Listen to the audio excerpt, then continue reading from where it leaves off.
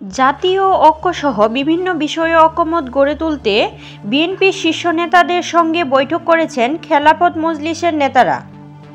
বুধবার রাজধানীর গুলশানে চেয়ারপারসনের রাজনৈতিক কার্যালয়ে বিএনপির মহাসচিব মির্জা ফখরুল ইসলাম আলমগীরের সঙ্গে এ বৈঠক হয়েছে।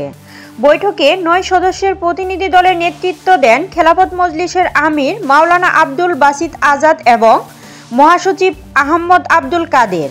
প্রতিনিধি দলে ছিলেন দলটির নায়েবে আমির মাওলানা সাখাওয়াত হোসাইন আবদুল্লাহ ফরিদ, যুগ্ম মহাসচিব জাহাঙ্গীর হোসেন, মোহাম্মদ মুনতাসির আলী, এবিএম সিরাজুল মামুন, মুস্তাফিজুর রহমান ফয়সাল ও আব্দুল জলিল।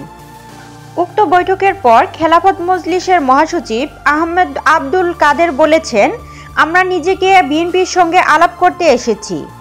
যারা আন্দোলন করেছি সেই সব রাজনৈতিক দলের নেতাকর্মীদের বিরুদ্ধে সব মিথ্যা মামলা দ্রুত প্রত্যাহার করা সহ 7টি পয়েন্টে বৈঠকে আমরা একমত হয়েছি।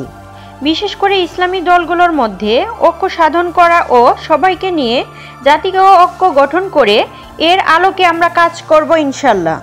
তিনি আরও বলেছেন, 5 আগস্টে যে কারণে বিপ্লব হয়েছিল এটাকে অটুট রাখা এবং ইতিমধ্যে কিছু কিছু ভিন্ন চিত্র আমরা দেখতে পাচ্ছি।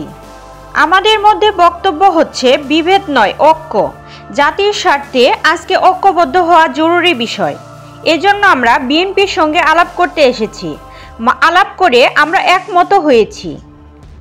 জামায়াত বাংলাদেশ শাসনতন্ত্র আন্দোলনের ঐক্যের বিষয়ে দুটি আকর্ষণ করা হলে বিএনপির স্থায়ী কমিটির সদস্য নজরুল ইসলাম খান বলেছেন, আলহামদুলিল্লাহ ভালো। তাছাড়া এই দুই দলের ঐক্যে বিএনপি কনসার্ট কিনা জানতে চাইলে তিনি বলেছেন, এখানে কনসার্টের কিছু নাই। আপনি বাংলাদেশে যারাই রাজনীতি করেন না কেন তারাই রাজনীতিকে আরও এগিয়ে নিয়ে যাওয়ার জন্য যার সঙ্গে যার মতের মিল হবে তারা একসঙ্গে কাজ করার ব্যাপারে চিন্তা করতে পারে, সিদ্ধান্ত নিতে পারে। এটা নিয়ে কারো কোনো দুশ্চিন্তা থাকার কারণ নেই। প্রিয় দর্শক, এতক্ষণ সাথে থাকার জন্য ধন্যবাদ। এরকম আরও নিত্য নতুন সংবাদ পেতে আমাদের ওয়াইটিভি নিউজ চ্যানেলটি সাবস্ক্রাইব করুন এবং আপনাদের ভালো লাগলে লাইক, কমেন্ট, শেয়ার করে পাশেই থাকুন।